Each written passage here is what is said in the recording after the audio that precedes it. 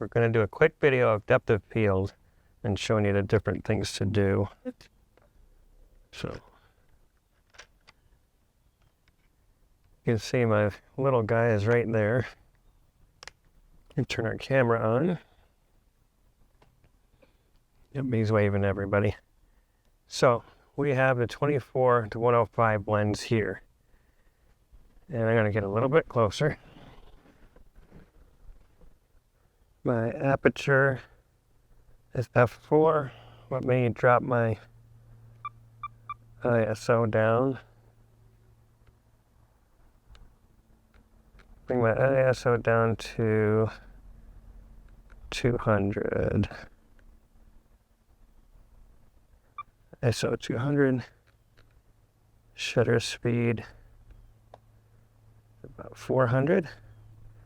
Now you can see when we take this picture, there's not going to be that much of a depth of field because he's close to the palm tree. So we take that one. Now, you can either move in closer, and you'll see the depth of field there, or we can step back farther, and we can zoom into the 105. Get a little bit of depth of field. And come forward, bud, until I say stop. 1, 2, 3, 4, stop. Now, if you bring them closer to you, take the shot. Step closer. Right there. And we're at about 60 millimeters.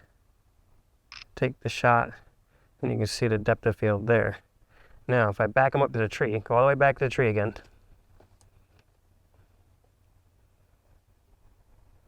And I take the shot of him back by the tree, everything's in focus.